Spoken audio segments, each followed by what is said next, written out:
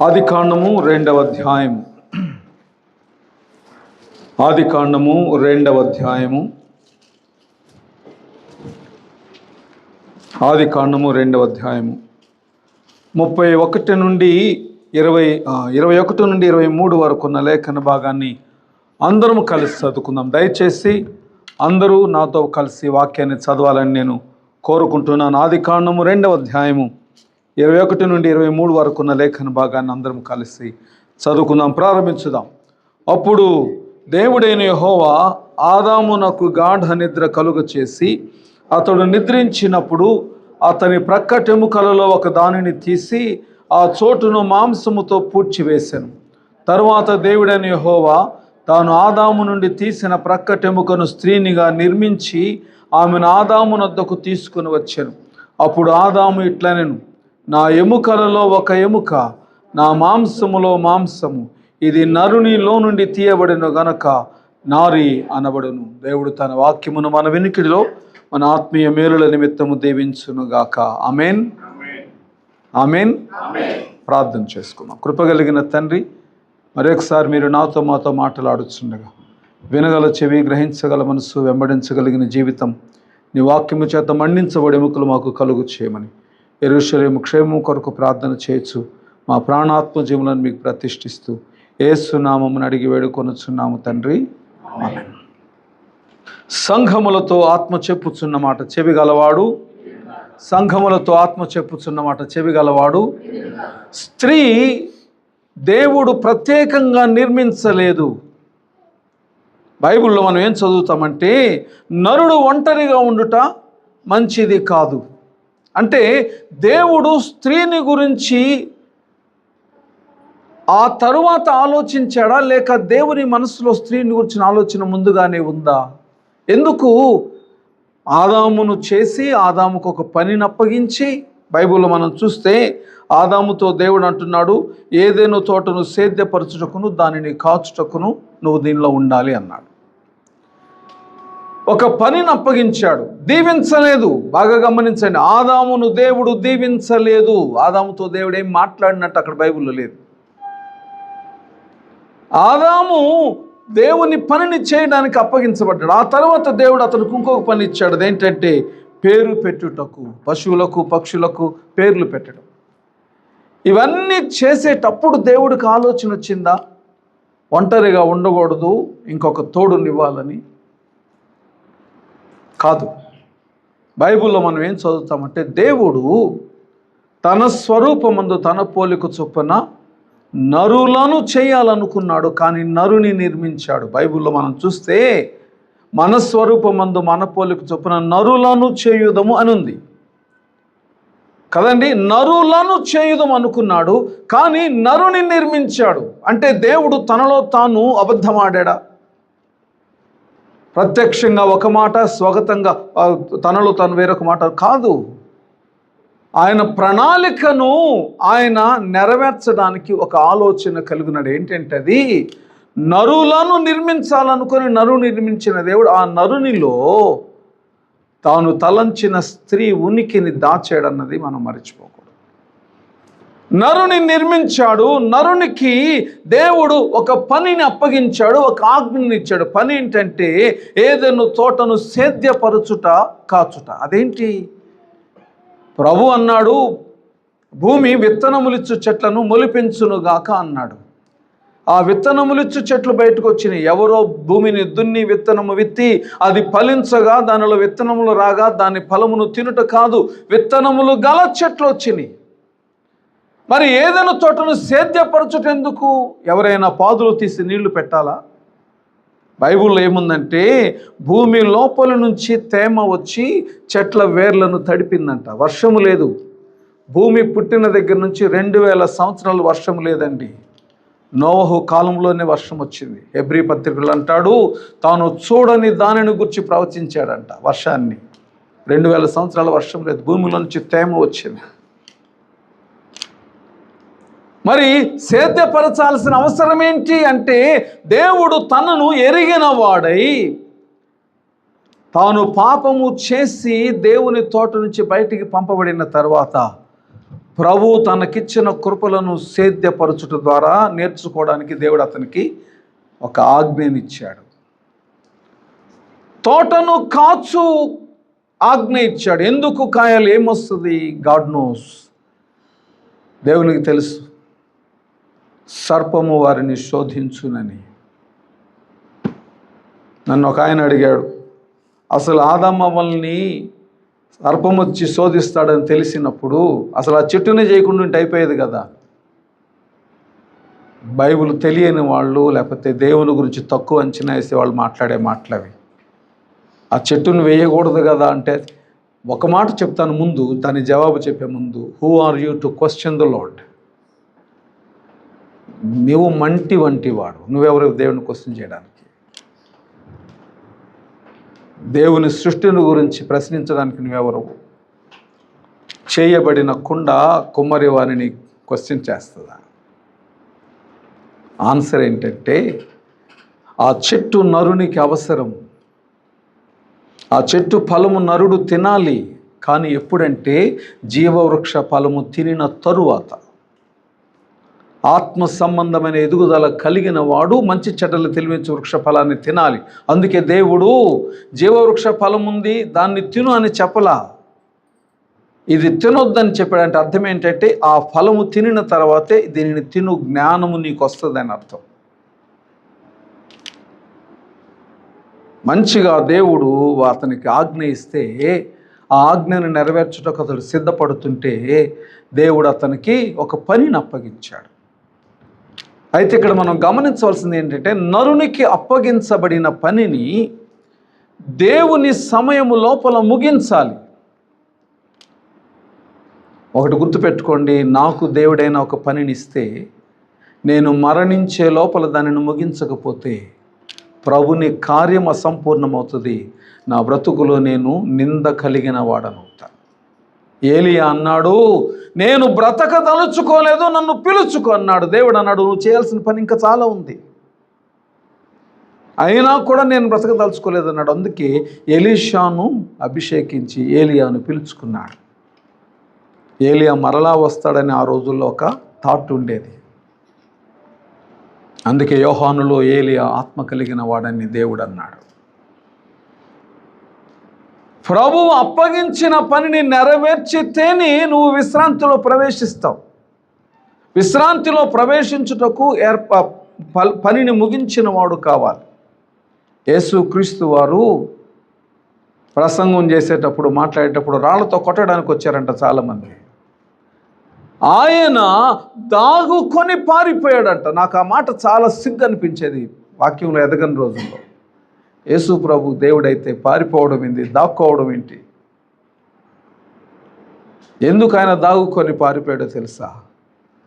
తండ్రి చిత్తము తను ఎందు నెరవేర్చబడుటకు ముందు చనిపోవట దేవుని పిలుపు కాదు. దాగుకొని వెళ్ళి తన పనిని ముగించి తానే దేవునికి తన ప్రాణాన్ని ఇచ్చాడు. తండ్రి, నీ చేతికి నా ఆత్మను అప్పగించుకొనుచున్నా. అది దేవుని పిలుపు. ప్రతి క్రైస్తవ పురుషునిలో దేవుని పిలుపు అదే. ప్రతి పురుషుడు తెలుసుకోవాల్సింది ఏంటంటే, you have a call that is given to your wife also. పురుషుడికి వేరు పిలుపు, స్త్రీకి వేరు పిలుపు ఉండదండి. పురుషుని పిలుపులో స్త్రీ పాలిభాగస్తురాలే. అదే పిలుపు కలిగి ఉంటుంది. అందుకే దేవుడు నరుని నిర్మించి నరునికి తన ప్రణాళికను తెలియజేశాడు, పేర్లు పెట్టుట. అతడు ఆ పనిని ప్రారంభించినప్పుడు దేవుడు తనకు అప్పగించిన సమయం లోపల దాన్ని ముగించాలంటే he needed a helpmate. అది అక్కడ దేవుని ఉద్దేశం. దేవుడు అతన్ని చూచినప్పుడు అతనికి సాటి అయిన సహాయము కావాలన్నాడు, కానీ బానిసో బలహీన అవయవం అట్లా కాదు ఆయన అనుకుంది, సాటి అయిన సహాయం. అందుకే అతనికి గాఢ నిద్ర కలుగు చేసి అతని ప్రక్కటెముకలలో ఒక ఎముకను తీసి, బైబిల్లో బాగా చూడండి, ఆ ఎముకను స్త్రీనిగా నిర్మించి నేలమంటితో నరుని నిర్మించి అని బైబిల్లో ఉంది. కానీ ఆ నరునిలో నుండి తీయబడిన ఎముకతో స్త్రీని నిర్మించి ఆదాము దగ్గరికి తెచ్చాడు. ఎవరో తెలుసా? నా ఎముకలలో ఎముక, నా మాంసములో మాంసం. నరునిలో నుండి తీయబడును గనక నారి అనబడును. అదే దేవుని ఉద్దేశం. మన మన మన ప్రణాళిక అదే అనుకున్నాడు దేవుడు. అందుకే నరుని నిర్మించాడు. ఇప్పుడు చెప్పండి, స్త్రీలో నరుని రూపముందా, దేవుని చిత్తముందా, దేవుని ప్రణాళిక ఉందంటే బైబిల్ ప్రకారము స్త్రీ పురుషుని పోలిక మహిమ, కానీ స్త్రీలోనున్న ఆత్మ దేవుని పోలిక, దేవుని స్వరూపం. కాబట్టి స్త్రీని దేవుడు వేరుగా ఆలోచించి నిర్మించలేదు. స్త్రీని పురుషునిలో దాచి తన చిత్తమును నెరవేర్చవలసిన సమయం వచ్చినప్పుడు ఆ పిలుపులో, ఆ సమర్పణలో పాలిభాగస్తురాలుగా బయటికి తెచ్చి ఉంచాడు. సో స్త్రీ ఎవరు అంటే పురుషునితో కూడా ప్రభుని ప్రణాళికను కాడిగా మోయడానికి ఏర్పరచబడిన సాటి అయిన సహాయం. అందుకే బైబిల్లో మీరు గమనించండి, దావీదుకు విరోధంగా ఒకడు లేచాడు. దావీదు అతన్ని చంపడానికి బయలుదేరాడు. అతని భార్య వచ్చి అతని ప్రాణము కొరకు వేడుకుంది. ఒకడు దేవునికి ఇవ్వవలసిన సొమ్ములో కొంత దాచుకోవాలనుకున్నాడు. తన భార్యను సలహా అడిగాడు. తన భార్య కూడా తలూపింది. ఇద్దరు కలిసి చచ్చిపోయారు.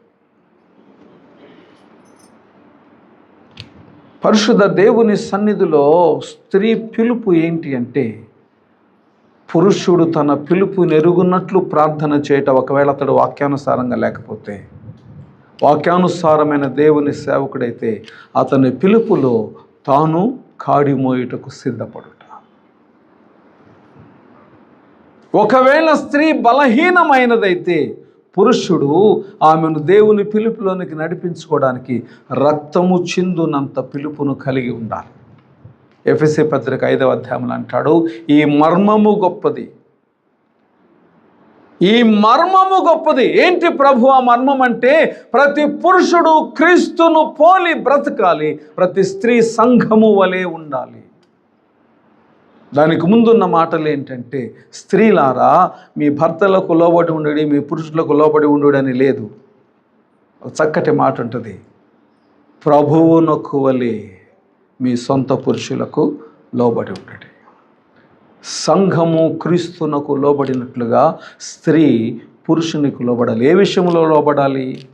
ఒకవేళ స్త్రీ సాటి అయిన సహాయం అని వ్రాయబడిన తరువాత కూడా లోబడమని ఎందుకు చెప్పబడింది? ఆమెకు వాల్యూస్ లేవా? ఆమె సమానత్వం లేదా అని అంటారు చాలామంది.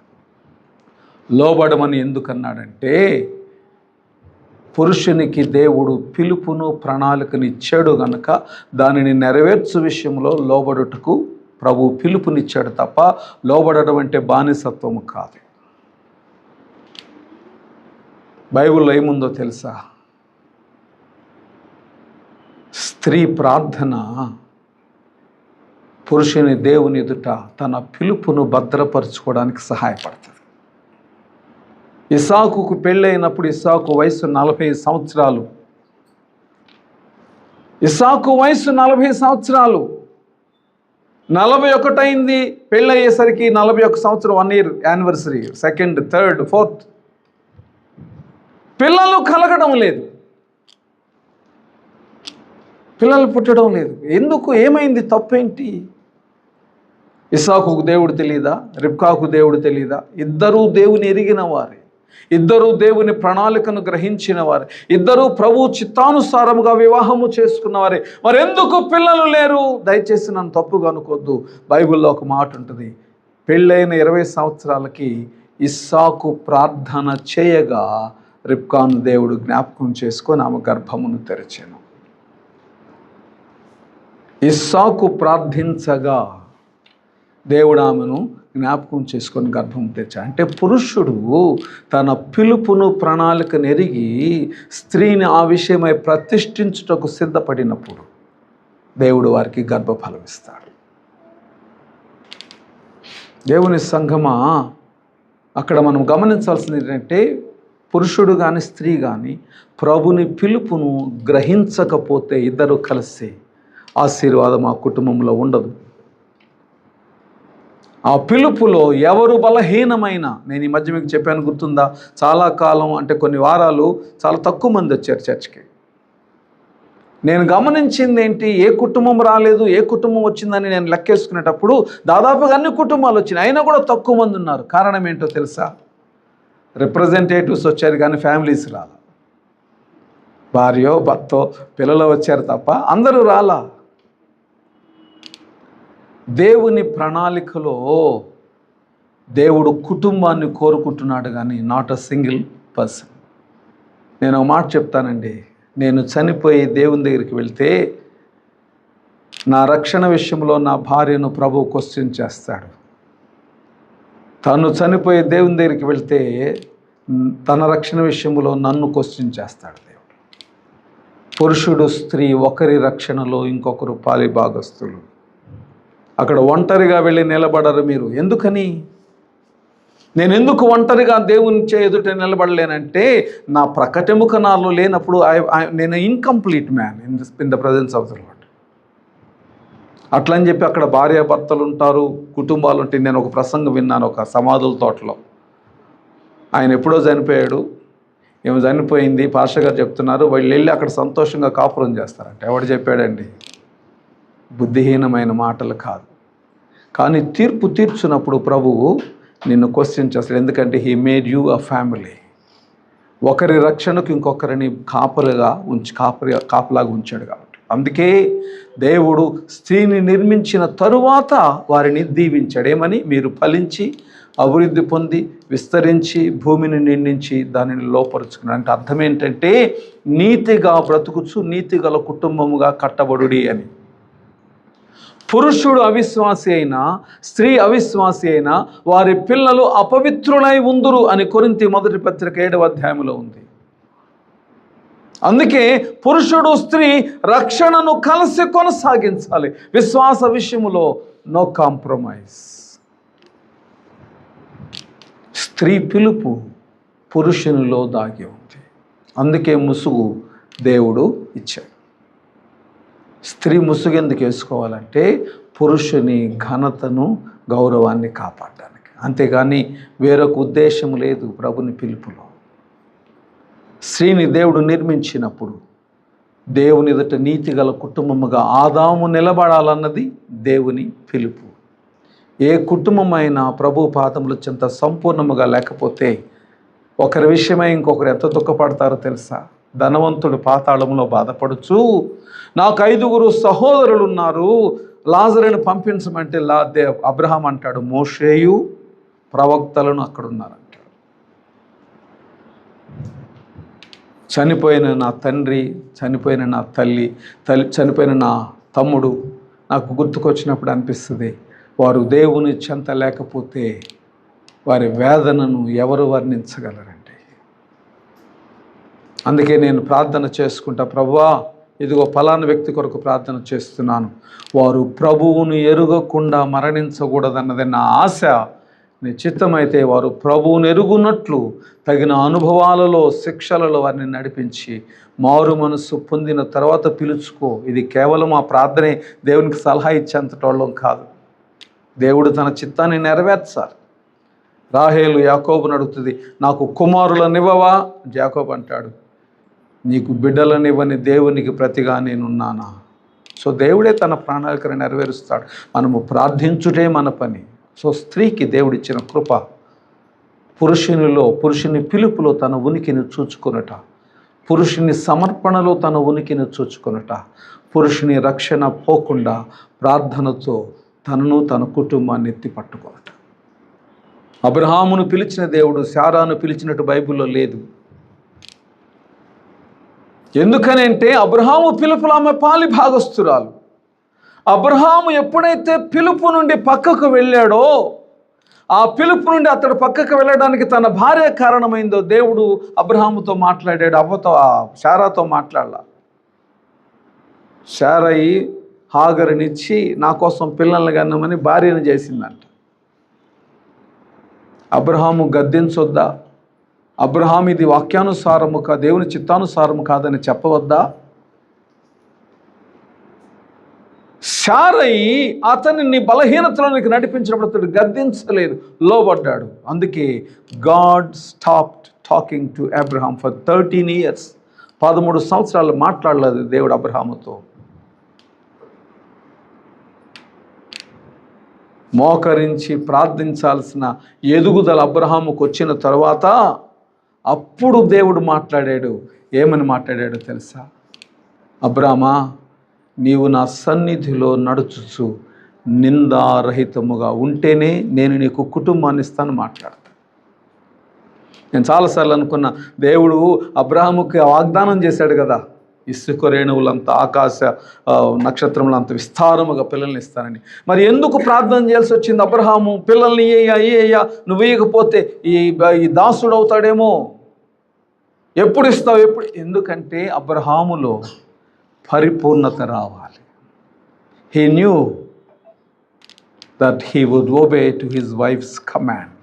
తప్పు ప్రభు ఎరిగిన వాడు గనక ప్రభువు దానిని దాచాడు, బిడ్డలను ఇవ్వలేదు. ఎప్పుడైతే అబ్రహాము సంపూర్ణుడవుతాడని ఎరిగాడో, 13 years మాట్లాడనప్పుడు అబ్రహాము ఎలా కృంగిపోయాడో అప్పుడు దేవుడు అతనికి కనబడితే, బైబుల్ ఏముందో తెలుసా అండి? అబ్రహాము ఎప్పుడూ దేవుని ఎదుట సాష్టాంగ పడలేదు, మోకరించలేదు. బలిపీఠాలు కట్టాడు, ప్రార్థన చేశాడు. ఈ 99 సంవత్సరాల వయసులో, 86 సంవత్సరాల వయసులో ఇష్మాయేలు పుట్టాడు. 99 సంవత్సరాల వయసులో ప్రభు దగ్గరికి అతడు వెళ్తే ప్రభు మాట్లాడాడు. బైబుల్లో చూస్తే దేవుడు ప్రత్యక్షము కాగానే అబ్రహాము సాష్టాంగ పడ్డాడంట. బుద్ధి వచ్చింది. ఇప్పుడు ప్రభు అన్నాడు, నా సన్నిధిని నీవు నడుచుచు నిందారహితంగా ఉంటే వచ్చే సంవత్సరం ఈ సమయానికి నీకు కుమారుడు ఉంటాడు. ఈ పుట్టినవాడు నేను ఏర్పరచుకున్న వాడు కాడు, అయినా నేను దీవిస్తాను, నీ రక్తం ఉంది కనుక. నేను ఇవ్వబోయే వ్యక్తి నా పిలుపులో పాలిభాగస్తుడు. పురుషుడు స్త్రీ తమ రక్షణను కాపాడుకోవాలండి.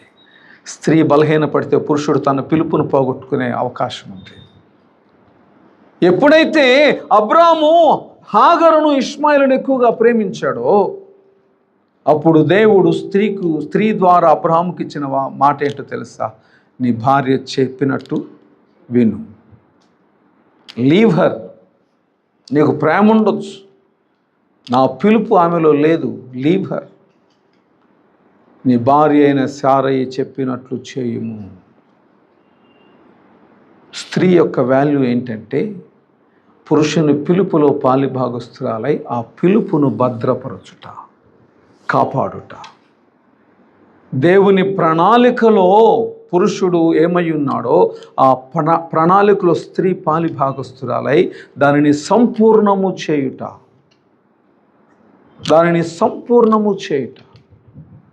దేవుని బిడ్డ, ఈ రోజుకు కూడా యేసయ్య గాయములతో తండ్రి దగ్గర ఎందుకు నిలబడి ఉన్నాడో తెలుసా?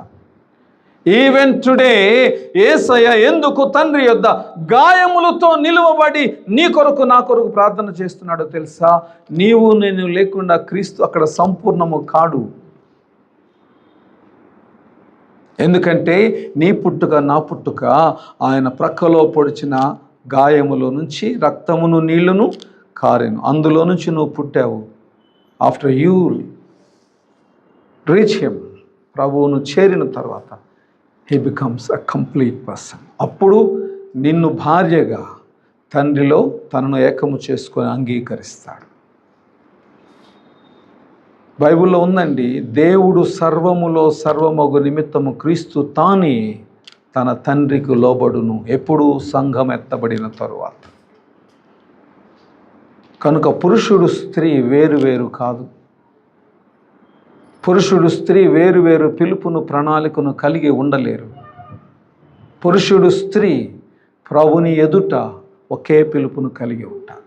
అందుకే నేను ఎప్పుడు పెళ్ళిళ్ళలో చెప్తాను, పురుషుడు ఈ పనులు చేయాలి, స్త్రీ ఈ పనులు చేయాలి. కానీ ఇటర్నల్ బ్రైడ్ ఒక కుటుంబం. పురుషుడు ఇటర్నల్ బ్రైడ్, స్త్రీ ఇటర్నల్ బ్రైడ్ వేరు కాదు. వారిద్దరూ కలిసి దేవుని దగ్గర వధువు సంఘంగా నిలబడతారు. పురుషుడు స్త్రీ కలిసి వారి పిలుపు విషయంలో, వారి ప్రణాళిక, వారికి దేవుడిచ్చిన ఉద్దేశం నెరవేర్చే విషయంలో లెక్క అప్పచెప్పాలి. Not as a single person but as a family. అందుకే పురుషుడు స్త్రీ దేవుని దగ్గర ఇటర్నల్ బ్రైడ్గా నిలబడి తమ పిలుపును తెలియచేసి సంపూర్ణులవ్వాలి. ప్రతి పురుషుడు స్త్రీ కొరకు ప్రార్థన చేసి ఫలభరితులవ్వాలి. ప్రతి స్త్రీ దేవుని సన్నిధిలో ప్రార్థన చేసి కుటుంబాన్ని సంపూర్ణం చేసుకోవాలి. అప్పుడే బైబిల్లో దేవుడు చెప్పిన మాట నెరవేరుతుంది. అదేంటో తెలుసా? నీవు నీ తండ్రిని తల్లిని విడిచి నీ భర్తను నీ భార్యను, బైబిల్లో మాట అదే, లోకమును విడిచి పరలోకమందు నీ పురుషుని ప్రభు అయిన యేసునందు నీవు సంపూర్ణమగునట్లు లోకమును లోకాశలను విడిచి దేవుని కొరకైన సాక్షిగా బ్రతుకు. పురుషుడు కానీ స్త్రీ కానీ అవిశ్వాసి అయితే వారి పిల్లలు అపవిత్రులై ఉంటారు. వారి కుటుంబము ప్రభుని కృపను పొందుకోలేదు. అందుకే ఈ స్త్రీల అంతర్జాతీయ దినోత్సవం రోజు చెప్తున్నాను. మీ పిలుపు ఎక్కడుందో, దేవుని ప్రణాళిక మీ కొరకు ఎలా దాచబడిందో దానిని ఎరుగుట కొరకు ప్రార్థించండి. దానిని ఎరిగి దాన్ని కట్టుకొని దేవుని ఎదుట నిలబడవలసి వచ్చినప్పుడు సిగ్గుపడనక్కరలేని పనివారుగా నిలబడండి. సిగ్గుపడనక్కరలేని పనివారుగా నిలబడండి. దేవుని మందిర ఆవరణములో ఫలించెడు కొమ్మ నీ కుటుంబం. ఫలించెడు కొమ్మ నీ కుటుంబం. ప్రభు పాదముల చెంత అలాగున ప్రతి కుటుంబము వర్ధిల్లాలని, దేవుని ప్రణాళికను తమ బ్రతుకులో కొనసాగించి ముగించాలని ప్రభువుకు మిమ్మల్ని ప్రతిష్ఠిస్తున్నాను.